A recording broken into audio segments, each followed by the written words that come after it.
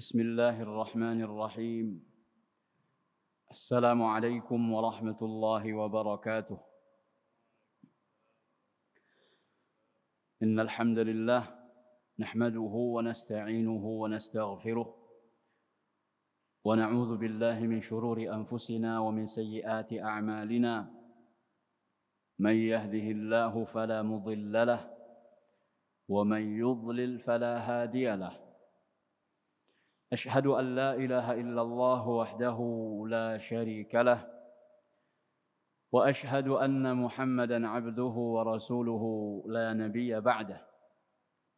اللهم صل وسلم وبارك على نبينا محمد وعلى آله وصحبه ومن تبعهم بإحسان إلى يوم الدين. قال تعالى: يا أيها الذين آمنوا اتقوا الله حق تقاته ولا تموتن إلا وأنتم مسلمون. وبعد، فإن أحسن الكلام كلام الله، وخير الهدي هدي محمد صلى الله عليه وسلم، وشر الأمور محدثاتها، فإن كل محدثات بدعة، وكل بدعة ضلالة، وكل ضلالة في النار. أعاذنا الله وإياكم جميعا منها. Kaum muslimin dan muslimat, al-ikhwan wal akhawat, al-hadirun wal mustami'un, rahimakumullah.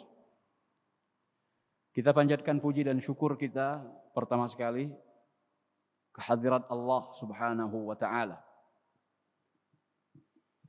Allah yang telah menjadikan akidah kita akidah Islamiyah. Dari kata-kata Islamiyah memberikan isyarat kalau akidah tersebut adalah akidah yang kokoh dan kuat. Betapa tidak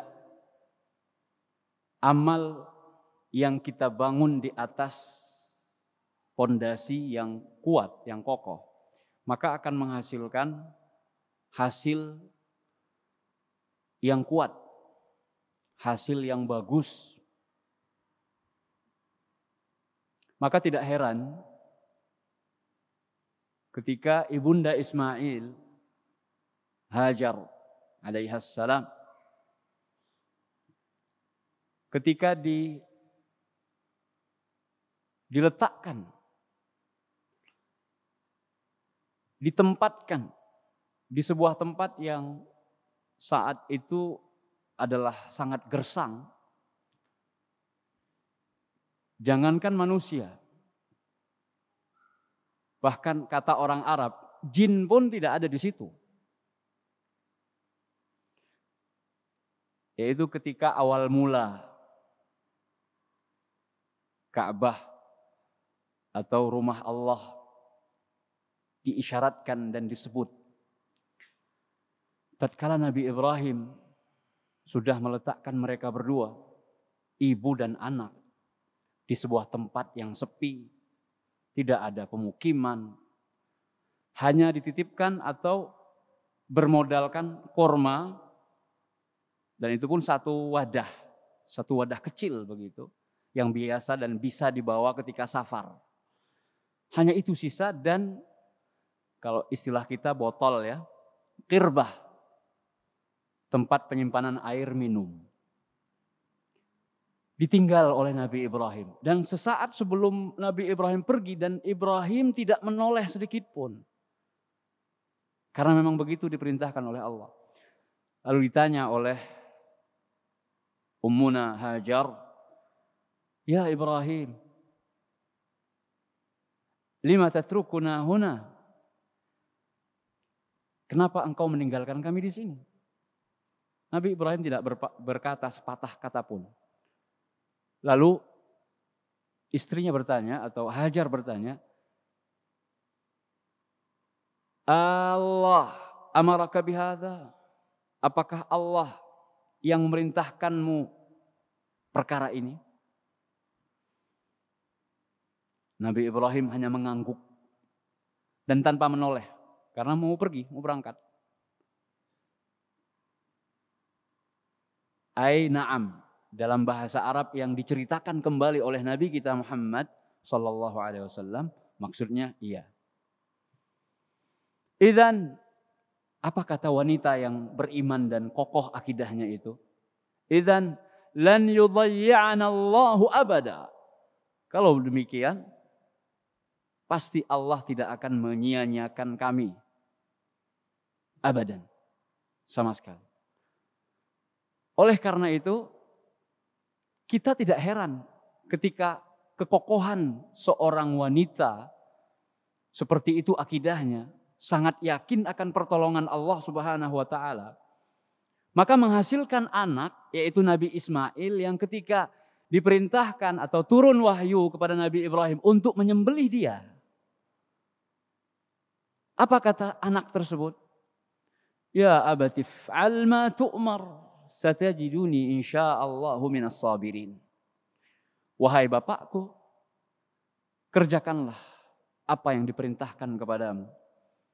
Niscaya engkau akan mendapatkan diriku insyaallah termasuk orang-orang yang sabar. Buah tidak jatuh jauh-jauh dari asalnya, dari pokoknya, dari pohonnya. Maka ini nasihat buat yang jomblo ya, yang sedang mencari tulang rusuknya. Begitu pula jomblowati yang sedang mencari tulang punggungnya. Jadi sama-sama cari tulang ini. Baik yang mencari tulang rusuk ataupun tulang punggung, perhatikan akidah yang pertama. Bagaimana akidahnya? Insya Allah kalau kita berhasil mendapatkan calon istri, calon ibu untuk anak-anak kita yang akidahnya kuat, kokoh, insya Allah anak-anak kita pun akan tumbuh menjadi anak-anak atau generasi yang kuat keimanan dan kokoh akidahnya. Maka para ulama menasihatkan kepada kita, al-iman qabla al-Quran. Ini dalam masalah parenting. Kita sebagai orang tua, apa yang pertama sekali kita ajarkan kepada anak-anak kita? Qabla al-Quran, iman. Al-iman qabla al-Quran. Jadi jangan kita paksakan mereka untuk menghafalkan ayat-ayat atau surat-surat tertentu dalam Al-Quran sebelum kita mengajarkan keimanan kepada mereka. Dasar-dasar iman tentang Allah. Walaupun mereka masih kecil.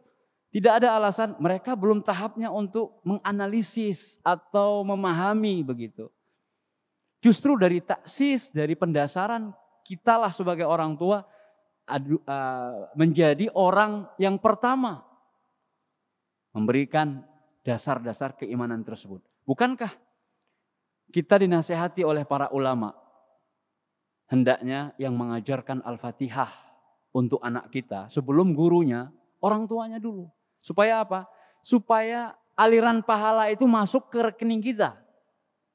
Rekening pahala kita. Bukan orang lain. Boleh kita antarkan anak kita untuk diajarkan Al-Fatihah. Tapi setelah kita ajarkan terlebih dahulu. Supaya kita mendapatkan bagian dari pahala jariah yang akan terus seumur hidup kan kita peroleh. Berapa kali sang anak atau anak kita itu akan mengatakan dan membaca Al-Fatihah? Kan ada pahala jariah yang akan terus mengalir. Nah, kalau itu saja dalam masalah Al-Quran kita disuruh untuk menjadi orang yang pertama, apalagi dalam masalah akidah, dasar, maka jadilah orang pertama sebagai orang tua yang mengajarkan kepada anak tentang siapa Allah. Nah, jangan berbuat seperti itu, nanti Allah marah. Itu seharusnya kita sebagai orang tua harus memperkenalkan. Walaupun dia tidak paham dan tidak tahu siapa Allah, apa itu Allah. Sebutkan, ajarkan, talqin namanya. Nah ini namanya talqin. Ini salah satu metode terbaik mengajarkan Al-Quran kepada anak yang baru belajar. Atau orang kalau mau belajar Al-Quran dari nol, maka metode yang paling tepat dan paling bagus adalah metode talqin. Karena dengan metode itulah dia bisa membaca sesuai dengan apa yang ditalkinkan oleh gurunya. Oleh karena itu, tuntutannya atau konsekuensinya, ketika kita hendak mengajarkan metode ini, metode talqin, kita harus mencari guru yang terbaik. Jangan asal-asalan. Asal ada yang ngajar, jangan. Tapi perhatikan kualitas guru yang mengajarkan Al-Quran anak-anak kita. Ini muqaddimah. Sengaja saya sampaikan dalam rangka untuk memotivasi kita. Kemudian salawat beriring salam tidak lupa kita mohon kepada Allah agar tercurahkan untuk Nabi kita yang mulia, Nabi Muhammad sallallahu alaihi wa ala alihi wa sahbihi wasallam. Nabi telah mengingatkan dan telah bersabda pada suatu ketika, dan ini direkam, diriwayatkan oleh Hudzaifah bin Asid Al-Ghifari. Berbeda dengan Hudzaifah bin Yaman. Hudzaifah bin Asid Al-Ghifari. Jamaahnya sahabat Abu Dzar Al-Ghifari. Suatu ketika kami sedang duduk-duduk, wa nahnu natadzakar. Kami sedang membahas atau diskusi sesama kami. Sama sahabat ada mudzakarah. Saling belajar, saling mengingatkan. Ingat enggak hadis Nabi SAW yang mengatakan begini-begini. Kemudian perkara ini, perkara keimanan, perkara macam-macam. Itu namanya mudzakarah. Ittala'a an-Nabi sallallahu alaihi wasallam wa nahnu natadzakar. Nabi sallallahu alaihi wasallam keluar menemui kami dan pada saat itu kami sedang bermudzakarah, berdiskusi. Faqal ma tadzakarun. Nabi sallallahu alaihi wasallam bertanya, apa yang sedang kalian bahas? Apa yang sedang kalian diskusikan? Nah, ini kalau kita ambil hikmah pendidikan ya, betapa seorang guru itu perhatian dengan keadaan murid-muridnya. Menanyakan kalau murid-murid kita atau santri-santri kita itu sedang berkumpul begitu, sedang ngomong, sedang asik berbicara, kita nimbrung. Sebagai guru, sebagai ustadz, sebagai kiai, kita tanyakan, madza bahatsum? Sedang bahas apa kalian? Kok kayaknya penting banget ya? Mereka jawab, oh, sedang bahas itu. Ya, boleh, bagus. Asal jangan bahas nikah. Misalnya ya, di pesantren itu sangat diawas-awasi. Jangan sampai bahas masalah nikah. Sedang ujian, ternyata mudzakarahnya tentang nikah. Wah, kecuali kalau memang yang mau diujikan besok, misalnya pelajaran fikih nikah. Jadi, Nabi SAW bertanya, mada tadzakarun? Atau ma tadzakarun? Apa yang kalian sedang bahas? Qalu nadhkurus sa'ah. Para sahabat mengatakan, kami sedang bermudzakarah tentang hari kiamat. Nah ini,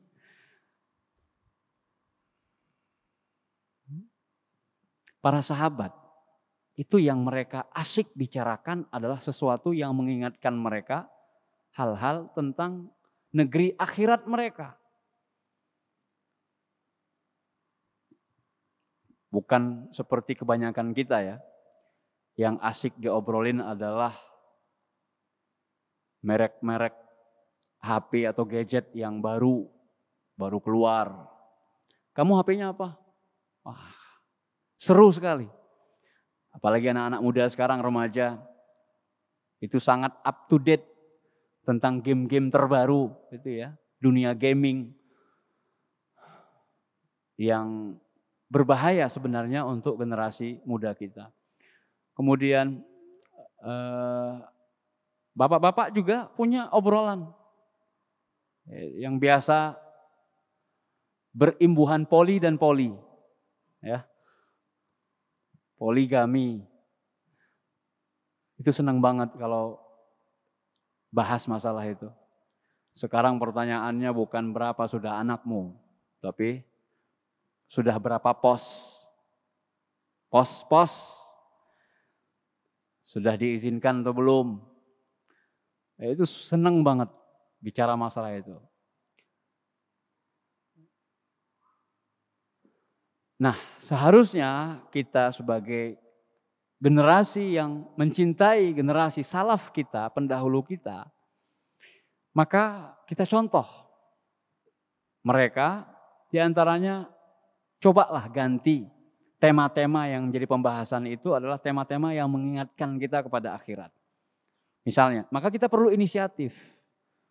Kita berinisiasi. Sekarang coba yang masing-masing memberikan nasihat, walaupun sepatah dua patah kalimat. Siap-siap ya, saya mulai dulu. Ini nasihat bukan ditujukan untuk yang lain semata-mata, tapi juga untuk yang memberikan nasihat. Sampaikan itu. Membuat orang lain menjadi teringat kalau di sana ada yang namanya kematian. Siapa tahu dalam majelis itu hanya mengingatkan perihal dunia saja. Maka perlu untuk diingatkan. Sekarang makanya kenapa ada khutbah Jumat.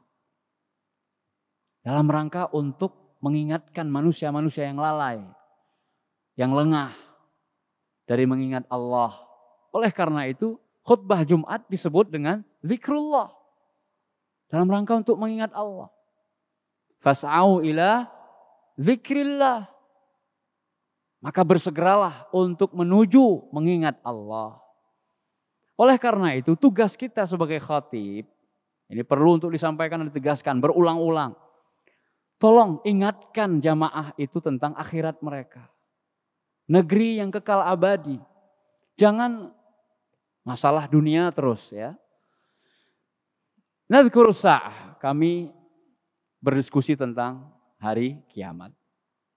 Ini dalil sekaligus bolehnya kita bermudarasah. Walaupun tidak ada guru yang mengarahkan dan membimbing kita, siapa tahu nanti salah. Tidak mengapa kalau memang majelisnya mudarasah, mudzakarah. Kalau salah ucap, salah sebut, salah mengatakan dan menyampaikan dalil, enggak masalah, majelisnya majelis belajar. Berbeda kalau majelisnya majelis fatwa. Maka orang-orang yang ditanya itu harus berhati-hati. Sehingga jamaah jangan heran kalau ada ustadz yang menghindar dari sesi tanya jawab. Tidak lain itu karena disebabkan mereka paham betapa sulitnya majelis atau sesi tersebut.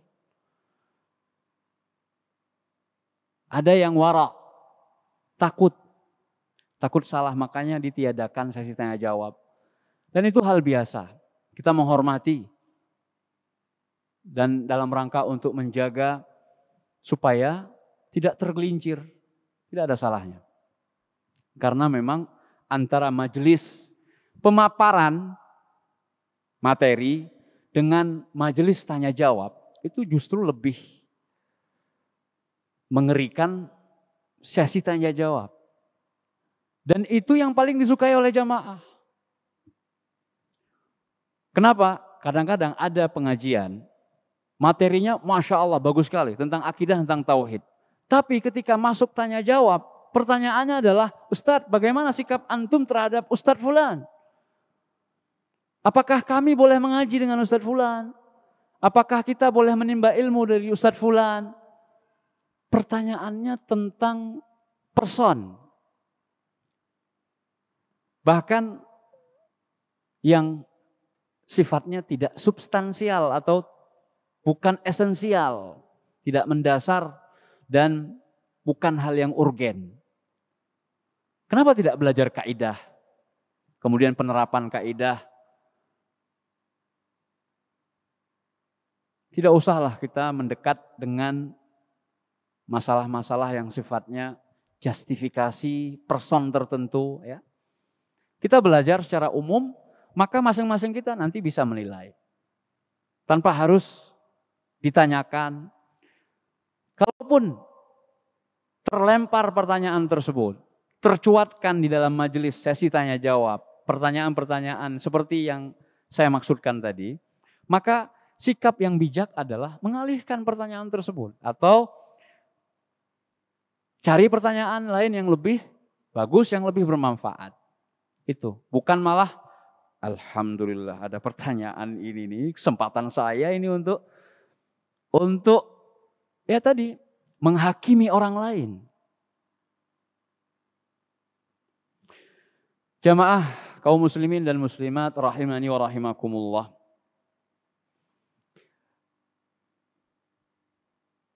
Setelah mereka mengatakan bahwasanya yang sedang mereka bahas adalah perkara kiamat, maka Rasulullah SAW memberikan faedah, memberikan pelajaran.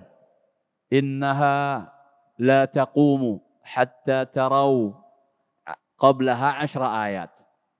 Sesungguhnya kiamat itu tidak akan tegak, tidak akan terjadi sebelum kalian melihat 10 tanda. Fadzakara, maka kemudian Rasulullah SAW menyebutkan ad-dukhan, wad-dajjal, wad-dabbah. Ya, Rasulullah SAW menyebutkan ada 10. Di antaranya tentang munculnya kabut yang sudah kita bahas ya beberapa waktu yang lalu. Kemudian dajjal itu lebih awal lagi. Kemudian dabbah, hewan melata. Kemudian tulu'us syams min maghribiha, terbitnya matahari dari arah barat. Kemudian nuzul Isa bin Maryam, turunnya Nabi Isa bin Maryam. Kemudian Ya'juj wa Ma'juj. Kemudian al-khusuf ats-tsalatsah, ditelannya bumi ini atau ditelannya daerah di bumi yang sangat besar di 3 tempat. Khasfun bil masyriq, wa khasfun bil maghrib, wa khasfun bi jaziratil Arab. Ada yang terjadi di timur, di barat, dan di jazirah Arab. Dan syahidnya malam ini yang akan kita bahas adalah wa akhiruha. Kata Nabi SAW, dan tanda yang terakhir, yang ke-10. Dan ini merupakan lanjutan dari serial silsilah kajian kita tentang tanda-tanda kiamat kubra. Khurujun nar tahsyurun nas ila mahsyarihim. Keluarnya api yang akan mengumpulkan dan menggiring manusia ke tempat pengumpulan mereka. Rawahu Muslim, hadis ini diriwayatkan oleh Imam Muslim dan jelas berarti hadisnya sahih. Setiap hadis sahih harus kita terima dan harus kita yakini. Apalagi hadis-hadis sahih tersebut bersumber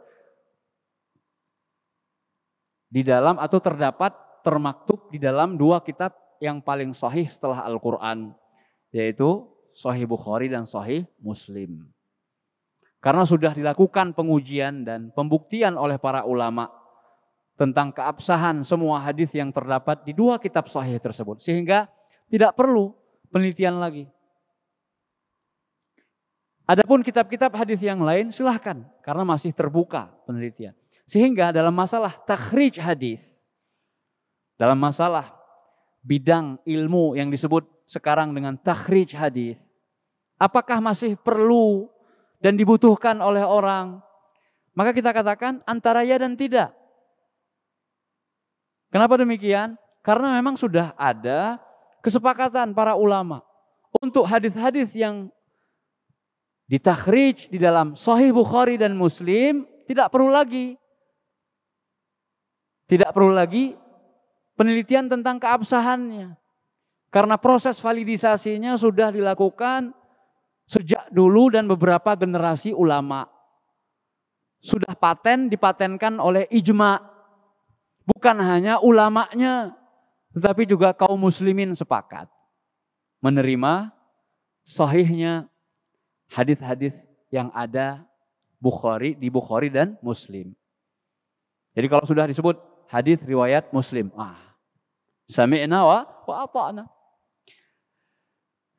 Tinggal hanya saja untuk kitab-kitab hadis yang lain,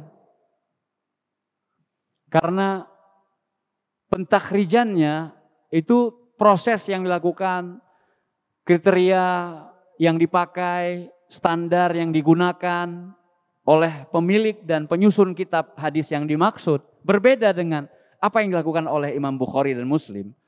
Maka masih membuka penelitian selanjutnya ulama-ulama di generasi sesudah mereka. Sehingga masih membutuhkan ilmu yang namanya takhrij hadis. Dan ini enggak sembarangan orang. Enggak sembarangan ulama. Bukan hanya orang ya. Tidak sembarang ulama yang masuk dan berkecimpung dalam dunia takhrij hadis. Makanya kita sangat menyayangkan ada sebagian orang yang merendahkan ulama-ulama hadis. Dengan mengatakan misalnya, masalah takhrij hadis, itu murid saya yang masih SMU saja misalnya, itu bisa gampang takhrij hadis itu. Tutup mata aja bisa takhrij hadis. Masya Allah, tutup mata. Kemudian dengan demikian terus merendahkan dan meremehkan usaha ulama-ulama hadis di dalam memilah dan memilih mana hadis yang sahih, mana hadis yang dhaif. Merendahkan karya-karya ilmiahnya yang begitu banyak yang menjadi warisan untuk umat Islam. Seperti misalnya Syekh Al-Albani, beliau mewakafkan semua karya tulisnya, baik yang sudah dicetak maupun yang masih berupa manuskrip, ke sebuah perpustakaan besar milik kaum muslimin, diwakafkan untuk Islam dan kaum muslimin. Maka orang-orang yang menggunakan takhrij Imam Syekh Al-Albani, betapa banyak pahala yang mengalir ke beliau. Seharusnya kita berterima kasih dengan orang-orang seperti itu, bukan malah merendahkan. Silahkan mengkritik, tapi kan kritik tidak melazimkan kita meremehkan dan merendahkan orang lain. Oleh karenanya, mari kita belajar lebih banyak dan membuktikan kritikan kita. Yang mengkritik Syekh Albani banyak ya. Ulama-ulama seperti Syekh yang menjadi istilahnya lawan debatnya Syekh Albani. Antara mereka ada urdud, saling bantah membantah ya. Syekh At-Tuwaijiri misalnya, beliau membantah perkataan atau penilaian Syekh Albani terhadap sebuah hadis. Itu biasa. Tapi antara mereka berdua, Masya Allah, saling menghormati. Tidak merendahkan dan meremehkan satu sama lainnya. Dan ini bisa kita lihat misalnya sebuah sikap dan potret ya ulama Ahlus Sunnah wal Jamaah yang sangat berkesan ya di antara Syekh Albani dan Syekh bin Baz. Syekh Albani atau Syekh bin Baz berfatwa tidak boleh atau haramnya ngebut-ngebutan. Surah Al-Aqsa, tajawuz suratil Aqsa itu termasuk melanggar ketaatan kita kepada ulil amri. Misalnya ditetapkan kecepatan maksimum di sebuah jalan itu 100 km per jam. Maka kalau ada yang 120, itu kata Syekh bin Baz, beliau berfatwa haram. Dosa orang yang melakukannya. Apa kata Syekh Albani? Beliau sambil berseloroh mengatakan, dzalika fatwa min alladzi lam yadhuq ta'am as-siyaqah. Itu adalah fatwa dari orang yang tidak pernah nyetir. Kenapa? Karena Syekh bin Baz buta. Jadi nggak pernah nyopirin nggak pernah. Disopirin iya. Maka beliau berfatwa seperti itu, kata Syekh Al-Albani. Sampai seluruhan itu ke telinganya Syekh bin Baz. Apa respon beliau? Dzalika fatwa man atau dzalika fatwa minal ladzi lam yadhuq ta'amad diyah. Itu adalah fatwa. Nah, Syekh Albani berfatwa tidak haram ngebut sampai 120 misalnya, kalau batasannya 100, 120 itu nggak masalah. Asal tetap perhatian dengan jalan, hati-hati. Pakai sabuk pengaman. Ngebut dikit nggak masalah. Kata Syekh Albani. Kenapa? Karena beliau nyetir, nyopir, dan suka sur'ah, ngebut dikit. Maka beliau mengatakan tidak haram. Kan beda pendapat nih. Direspon oleh Syekh bin Baz. Itu adalah fatwa dari orang yang gak pernah ngerasain bayar diat. Kenapa? Karena dia belum ngerasain membunuh orang, misalnya dari kecepatan 120 itu ada kecelakaan, kemudian ada korban dari orang lain. Kita nabrak orang lain. Atau bukan orang lain lah. Hewan atau binatang ternak dituntut. Itu lebih ringan ya. Tapi kalau manusia yang jadi korban, meninggal, itu secara hukum Islam bayar diat. Berapa diatnya? 100 ekor unta. Makanya Syekh bin Baz ketika disampaikan seperti itu, Masya Allah, beliau juga berseloroh. Itu adalah fatwa dari orang yang tidak pernah merasakan rasanya bayar diat. Kalau sudah ngerasain bayar diat, baru bingung cari 100 ekor unta itu di mana. Berapa harganya? Kalau nggak menemukan misalnya, nggak ada di sini onta dan nggak ada orang yang mau pelihara onta, maka harga 100 ekor unta. Jadi nggak main-main nyawa manusia, ya. Sehingga antara dua fatwa ini ya biasa kalau terjadi perbedaan pendapat di kalangan ulama.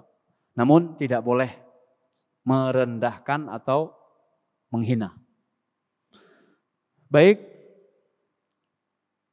adapun tentang keluarnya api, dalam sebuah riwayat disebutkan minal Yaman, dari Yaman. Keluarnya api yang menjadi tanda kiamat kubra dan merupakan tanda kiamat terakhir itu dari Yaman, di Yaman. Dalam sebuah riwayat yang sahih disebutkan Qa'r Adan, dari dalam atau dasar tanah di kota Aden. Itu adalah salah satu tempat atau wilayah daerah di Yaman. Aden. Riwayat yang lain diriwayatkan oleh Ibnu Umar keluarnya dari Hadramaut. Dan Hadramaut ini adalah sebuah wilayah yang terkenal di daerah Yaman. Jadi khurujun nar tahsyurun nas.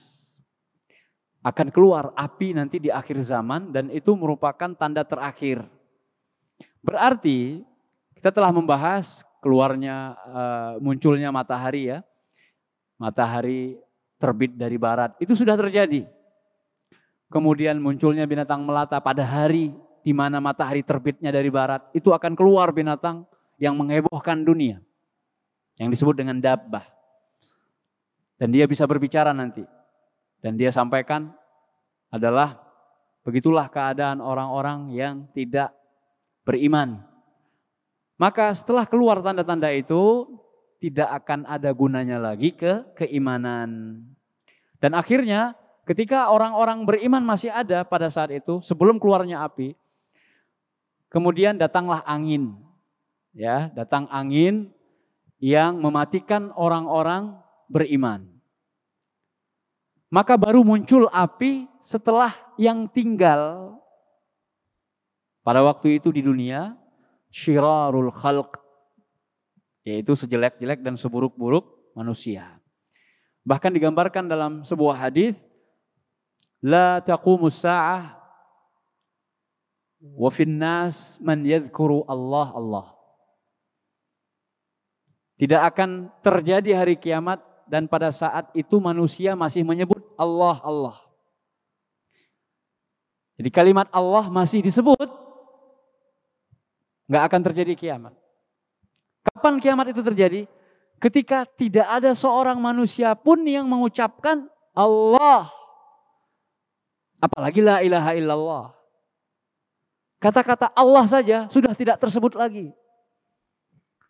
Dan tentunya keluarnya api itu juga setelah penghancuran dan perobohan Ka'bah.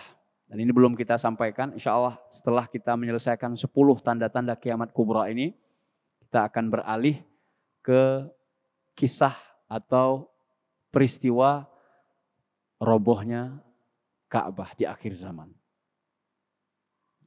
Ini perlu pembahasan khusus. Nah, itu sudah terjadi. Jadi sengaja kita awalkan padahal itu terakhir, yaitu keluarnya api dari Yaman nanti yang akan menggiring manusia ke sebuah tempat yang diistilahkan dengan mahsyar. Dan menurut riwayat yang lain, jadi antara satu riwayat ini saling menguatkan dan memberikan kesimpulan akhirnya.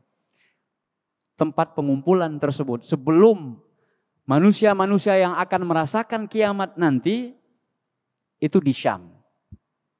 Di mana? Di Syam. Wilayah Syam, termasuk Palestina, Suriah, ya, Urdun, Jordania, itu semuanya Syam. Pokoknya Syam itu secara istilah bahasa agama kita wilayah di sebelah utara Madinah. Itu semuanya Syam. Nanti akan dikumpulkan mereka-mereka, manusia-manusia di akhir zaman yang akan merasakan kiamat. Adakah orang beriman di sana? Tidak ada. Sudah tidak ada lagi orang-orang yang beriman. Mereka sudah diwafatkan oleh Allah Subhanahu wa taala dengan angin yang sangat dingin sekali yang masuk ke sela-sela ketiak mereka sehingga mewafatkan mereka. Makanya alhamdulillah orang beriman tidak akan merasakan kiamat kubra. Ini satu hal yang perlu kita syukuri. Sehingga masuk akal. Akhirnya kan logis. Ketika Nabi SAW mengatakan salah satu keistimewaan dan kenapa hari Jum'ah itu adalah hari yang khusus. Karena pada hari itu diciptakan Nabi Adam. Beliau diturunkan dari surga, turun ke bumi, kemudian kiamat nanti juga akan terjadi pada hari Jum'ah. Orang-orang ketika belum tahu kalau yang akan merasakan kiamat itu adalah sejelek-jelek manusia, sampai mereka tidak lagi bisa atau tidak lagi menyebut Allah. Sudah tidak ada lagi Quran. Ka'bah sudah dirobohkan. Maka mereka tidak mengenal lagi sholat Jumat. Nggak tahu lagi. Maka masuk akal kalau seandainya nanti hari kiamat itu akan terjadi pada hari Jumat. Makanya yang namanya hadis Nabi diterima kalau memang sahih. Jangan sebelum diterima disaring dulu atau difilter oleh akal kita. Kalau akal kita bisa menerimanya, maka kita terima hadis tersebut. Padahal sahih. Kalau nggak bisa, ditolak. Inilah efek dari belajar sekulerisme barat. Segala sesuatu harus ditimbang dengan rasio. Kalau rasional, diterima. Kalau enggak, makanya sekarang ada usaha untuk mengislamisasikan ilmu-ilmu atau sains, ya. Ini usaha yang bagus. Ya, nilai-nilai Islam itu harus masuk ke dalam sains dan teknologi. Dan tidak ada pertentangan. Tidak ada pertentangan antara Islam dengan sains. Mohon maaf, ini adzannya jam berapa? 53 ya Pak ya? Alhamdulillah. Tolong saya diingatkan ya. Ma'asyiral muslimin wal muslimat rahimani wa rahimakumullah. Khurujun nar, akan keluar api. Nah, api yang bagaimana? Di sana ada dua api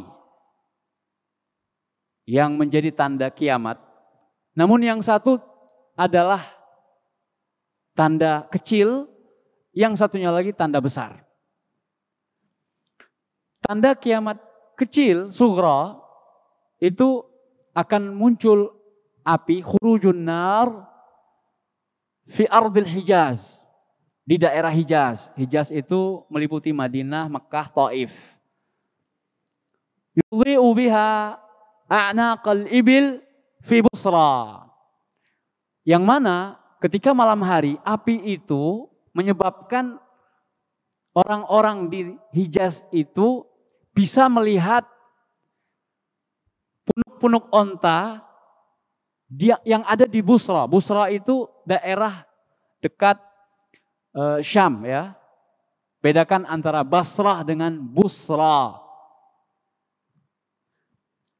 Nah, ketika di Hijaz bisa melihat punuk-punuk onta di daerah Busra, itu logis, rasional. Karena apa? Busra itu di utaranya Madinah, nggak terlalu jauh dari Madinah.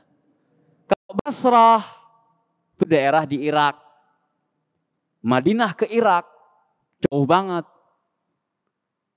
ya, jauh banget. Maka ketika api itu muncul, dan itu terjadi pada abad ke-7 Hijriah.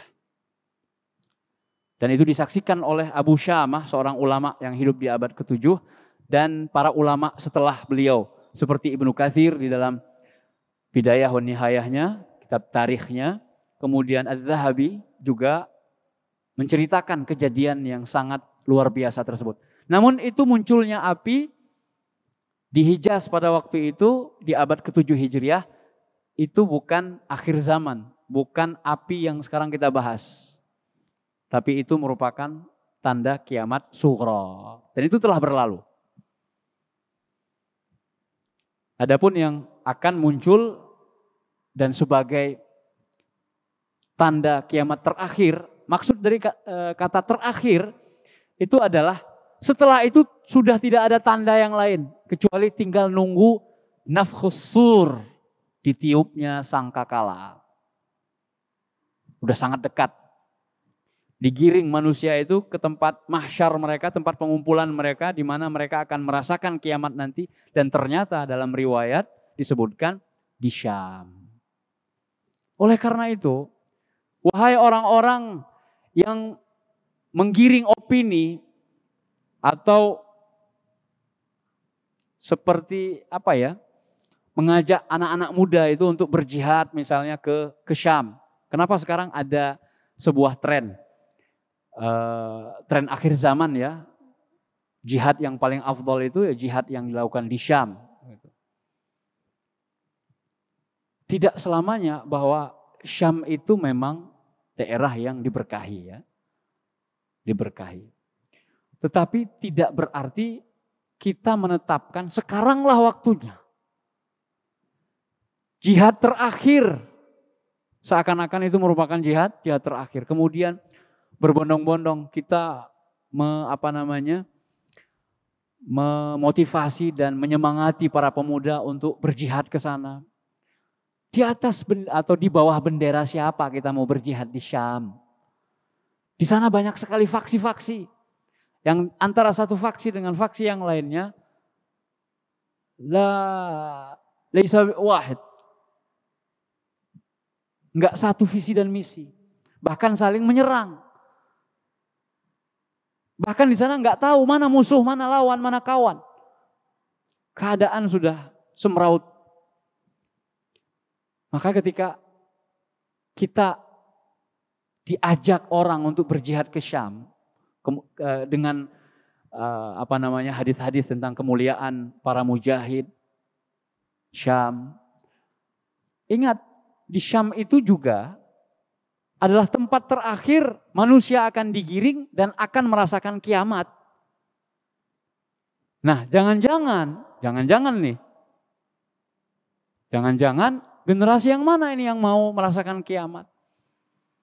Oleh karena itu marilah kita bersikap yang objektif, kemudian bijak, tidak terburu-buru dan tergesa-gesa di dalam menghukumi sesuatu. Hanya karena gara-gara ada indikasi, wah ini akhir zaman nih. Nah ini yang dijanjikan oleh Nabi nih. Kemudian menghukumi. Inilah pemerintahan terakhir, misalnya kerajaan Saudi Arabia nanti akan tumbang, direbut oleh, ada yang merebut 3 putra mahkota dan lain sebagainya. Putra mahkota cuma 1. Dan sudah ditetapkan sekarang. Oh itu bakal nggak jadi itu. Dari mana ente tahu? Jadi tolong jangan terpengaruh dengan prediksi-prediksi yang tidak berdasar. Makanya kita perlu belajar ini. Insya Allah akan kita lanjutkan sedikit sebelum qomat nanti. Ya, setelah kita mendengarkan azan salat isya dikumandangkan. Alhamdulillah wassalatu wassalamu ala Rasulillah wa ala alihi wa sahbihi wa man walah, amma ba'd.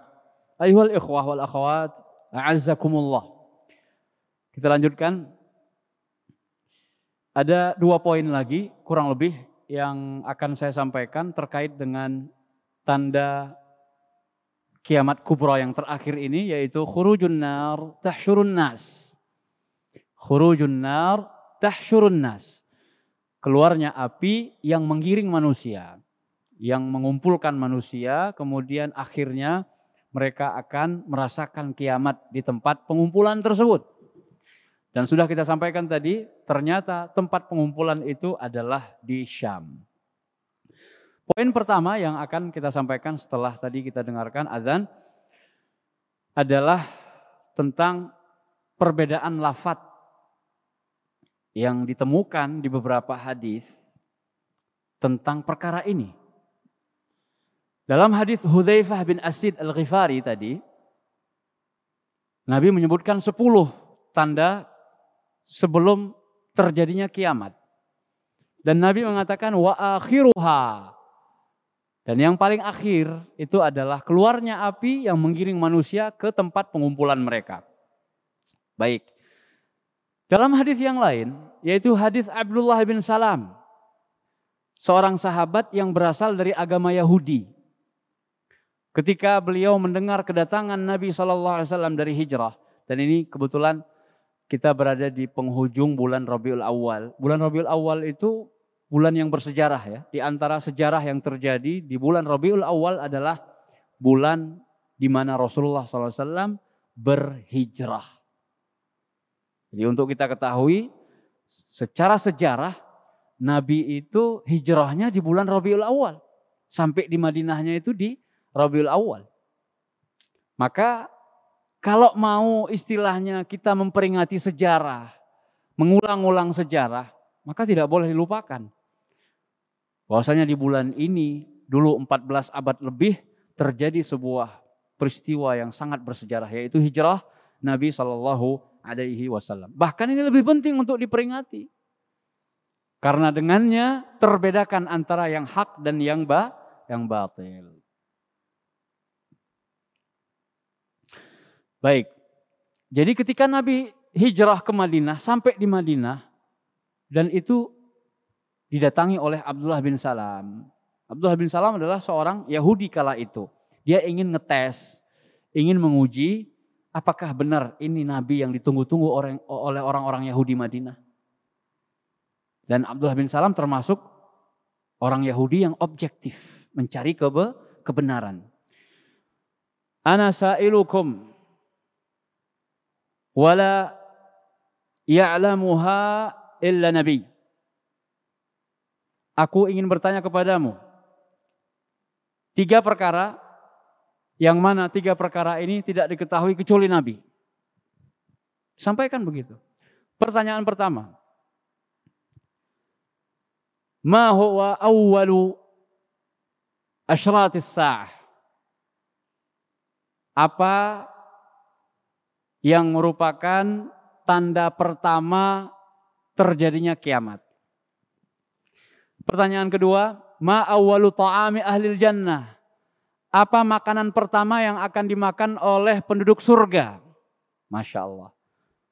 Pertanyaan ketiga, apa yang menyebabkan kok ada anak yang mirip bapaknya, ada anak yang mirip ibunya? Apa yang menyebabkan itu? 3 pertanyaan, ujian, tes. dan tidak bisa menjawabnya kala itu kecuali Nabi.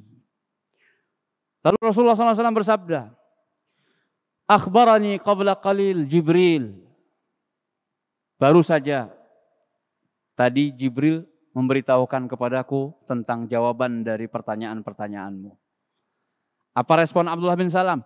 Hada adu Yahud.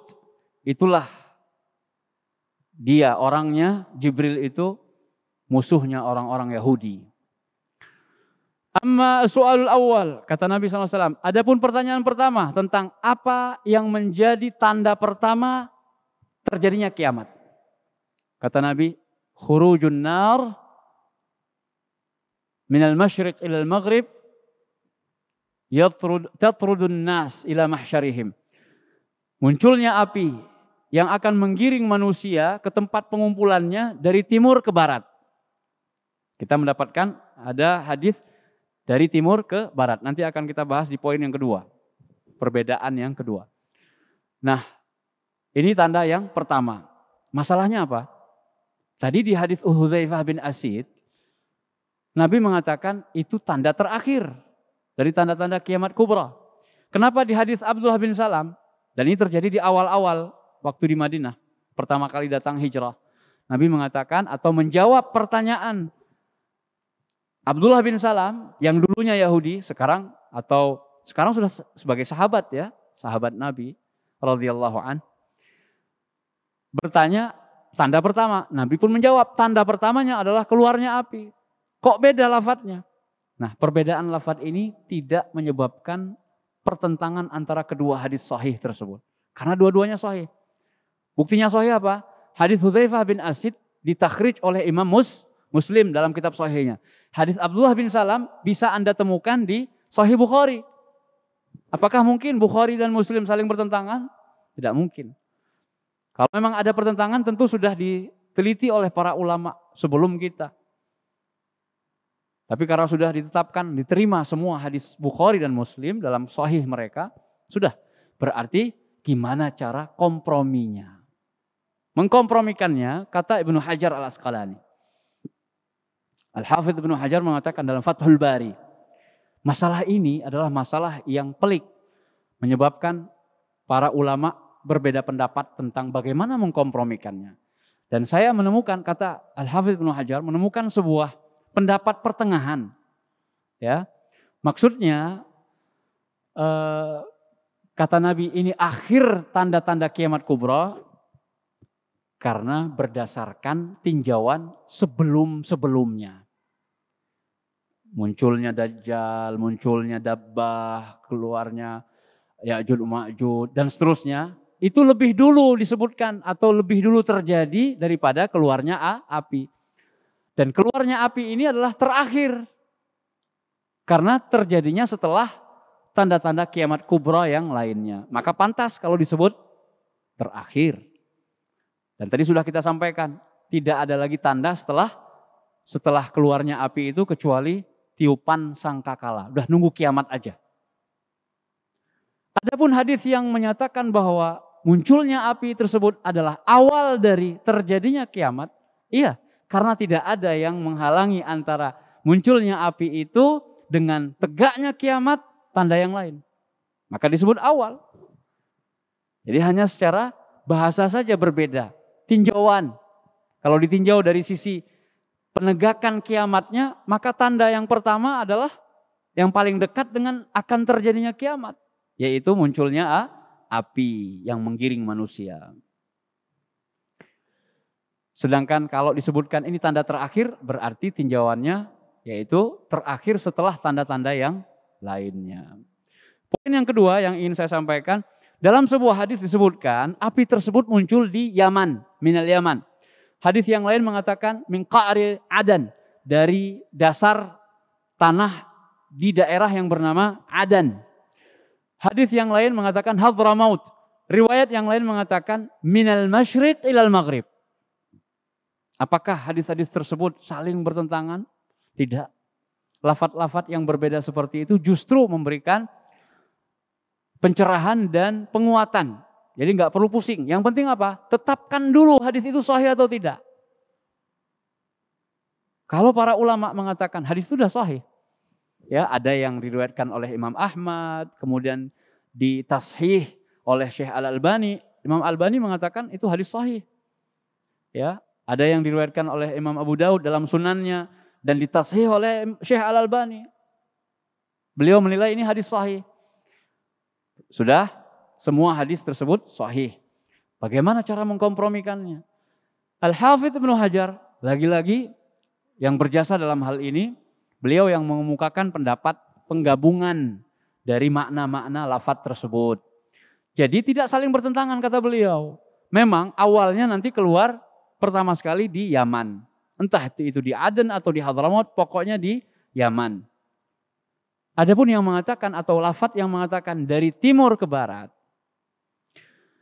itu ditinjau dari sisi nanti setelah api yang besar itu muncul di Yaman, maka dia akan menyebar ke seluruh dunia. Di mana ada manusia, pasti di sana ada api yang menggiring nanti ke barat. Dimulai dari timur. Jadi ini juga berdasarkan hadis yang lain bahwasanya fitnah itu selalu muncul di masyrik, nahwal masyrik.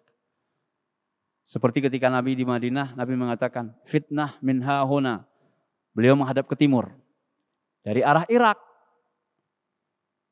Dalam bahasa Arab pada waktu itu Najd. Najd itu sesuatu yang tinggi dan berada di sebelah timur Madinah. Itu disebut Najd. Sehingga bukan wilayah tertentu yang dimasukkan oleh Nabi, tapi arah. Dan para ulama akhirnya meneliti yang dimaksudkan fitnah tersebut adalah dari Irak. Sejak dulu sampai sekarang sumber fitnah itu di wilayah yang disebut sekarang dengan Irak. Orang-orang Kufah. Dulu yang menyebabkan kematian Al-Husain. Syahidnya cucu Nabi SAW. Siapa yang bertanggung jawab? Itu orang-orang Kufah yang manggil beliau untuk mau dibaiat. Tapi setelah beliau datang disergap oleh tentaranya Yazid. Tidak ada yang bantu dari penduduk Kufah. Semua lepas tangan. Mana janji mereka akan membantu atau membaiat Husain? Tatkala beliau sedang kesusahan. Keluarganya disergap oleh tentara yang begitu banyak. Maka yang meninggal pada waktu itu bukan hanya Husain. Tapi keluarga yang termasuk keturunan Ali bin Abi Thalib. Namun yang paling dekat hubungannya dengan Ali bin Abi Thalib adalah Al-Husain. Banyak yang meninggal kala itu. Irak. Nahwal masyrik. Maka fitnah itu selalu muncul di masyrik dan akan berakhir di maghrib. Nah, tadi kan katanya tempat pengumpulan itu di Syam. Nah, Syam itu, wilayah Syam, kalau dibandingkan dengan masyrik Irak, daerah Irak sekarang Kufah, Basrah, itu dibandingkan dengan Syam, maka Syam itu baratnya mereka. Sehingga tidak bertentangan antara satu hadis dengan hadis yang lain. Jadi awalnya muncul di Yaman, kemudian menyebar api tersebut akan menggiring semua manusia. Semua manusia akan terpaksa. Jadi ada hadis yang lain yang mengatakan bahwa nanti manusia ketika itu ada 3 kelompok. Raghibin, rahibin. Yang pertama orang yang punya kendaraan sehingga dia tidak kesulitan untuk menuju ke daerah yang memang akan digiring oleh api tersebut. Kemudian ada yang berjalan kaki, rahibin, gak punya apa-apa, terpaksa jalan. Ada kelompok ketiga yang mereka saling bergantian menunggangi onta, ibil ketika itu yang menjadi hewan dan benda yang paling dicari, manusia yang paling berharga ketika itu adalah kendaraan, yaitu berupa onta. Adapun akar, tanah, sawah yang mereka miliki itu mereka rela untuk menjualnya demi untuk mendapatkan kesempatan punya kendaraan supaya menyelamatkan mereka dari api yang terus bersama dan membersamai mereka. Jadi seakan-akan dipaksa, dihalau dan digiring ke sebuah tempat pengumpulan nanti dan itu di Syam. Na'udzubillah min hadhil fitnah. Semoga kita mendapatkan perlindungan Allah dari ujian-ujian seperti ini atau keadaan-keadaan seperti ini. Dan ingat sekali lagi, tidaklah merasakan kiamat kubra kecuali orang-orang yang paling jelek, syirarun nas min syirarul khalq. dari manusia-manusia yang paling buruk. Mudah-mudahan kita diselamatkan oleh Allah Subhanahu wa taala dari seluruh fitnah baik yang zahir maupun batin. Kemudian Allah selamatkan kita sehingga kita bisa sampai nanti bertemu dengan Allah Subhanahu wa taala dalam keadaan diridhai dan diterima amal soleh kita, dan semoga kita mengakhiri kehidupan kita di dunia ini dengan husnul khatimah, akhir yang baik. Demikian mudah-mudahan apa yang kita sampaikan dari sejak silsilah yang pertama tentang tanda-tanda kiamat kubra, dari sejak munculnya Imam Mahdi, itu yang kita masukkan ke dalam pembahasan tanda-tanda kiamat kubra, karena munculnya Imam Mahdi sangat erat kaitannya dengan munculnya Dajjal. Sampai pertemuan kali ini, yaitu munculnya api di Yaman yang akan menggiring manusia ke tempat pengumpulannya, sehingga di tempat itulah mereka akan ditimpakan atau dirasakan dan ditegakkan kiamat. Na'udzubillah. Na'udzubillah min as-sa'ah. Kita mohon perlindungan Allah dari kiamat kubra. Huru-hara dan kehancuran luar biasa. Tidak bisa kita bayangkan. Nah, karena begitu dahsyat ya. Alhamdulillah ala kulli hal. Kita memuji dan bersyukur kepada Allah atas segala keadaan yang kita rasakan. Dan ini saya mengingatkan tentang keadaan kita sekarang. Kita masih dalam wabah atau pandemi, belum berakhir, sehingga masih terus tetap menjaga sekemampuan kita sambil dan seraya terus menengadahkan tangan untuk berdoa dan berharap kepada Allah agar Allah segera mengangkat wabah ini dari kita semua. Amin ya rabbal alamin. Mari kita tutup pengajian dengan membaca doa kafaratul majlis. Subhanakallahumma wa bihamdika asyhadu an la ilaha illa anta astaghfiruka wa atubu. Wa sallallahu ala nabiyyina Muhammad wa ala alihi wa sahbihi wa sallam, wa akhiru da'wana alhamdulillahi rabbil alamin. Wassalamu alaikum warahmatullahi wabarakatuh.